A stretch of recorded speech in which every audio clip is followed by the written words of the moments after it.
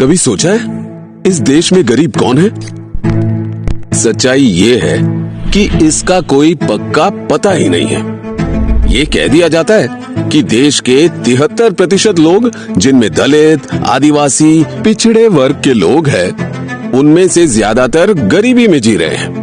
लेकिन उनमें भी कितने समाजों में लोग कैसे जी रहे हैं, कितना कमा रहे हैं, उनकी जरूरतें क्या है, यही जानने के लिए जातिगत और आर्थिक गिनती की जरूरत है। बिहार में जातिगत गिनती में पता चला है कि वहाँ की गरीब आबादी के 88% लोग दलित, आदिवासी और पिछड़े वर्ग के हैं। जी हाँ, 88%।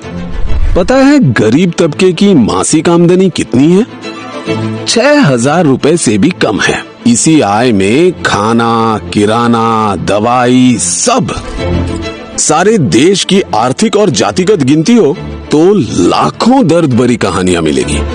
आज भी देश की 200 बड़ी कंपनियों की टॉप पोस्ट तक एक भी आदिवासी, दलित और पिछड़ा नहीं पहुंचा, जबकि 85% मजदूर पिछड़े वर्ग से हैं। गूगल सर्च कीजिए कि किसी बड़े मीडिया चैनल का सीईओ या मालिक दलित, पिछड़ा या आदिवासी है? कितने पिछड़े वर्ग के जज है? और गटर में बिना मास्क लगाए उतरने वाले वो सफाई कर्मचारी किस समाज के हैं? देश में आपको 2 हिंदुस्तान दिखेंगे, एक अरबपति वाला और एक गरीबों का हिंदुस्तान। जब तक अपने हक का पैसा उस आखिरी गरीब तक नहीं पहुंचेगा, इस देश में 2 हिंदुस्तान बने रहेंगे। पहला कदम होगा जाति जनगणना, उसके बाद आर्थिक सर्वे। भाजपा जातिगत और आर्थिक गिनती का कितना भी विरोध कर ले, पर देश के सबसे गरीब लोगों को तभी न्याय मिलेगा जब वे सही तरीके से गिने जाएंगे। जब तक जातिगत गिनती नहीं होगी, तब तक सरकार को आपके रोटी, कपड़ा और मकान की फिक्र नहीं होगी। जातिगत गिनती से ही आपकी पढ़ाई, कमाई और दवाई की सही योजना बनेगी।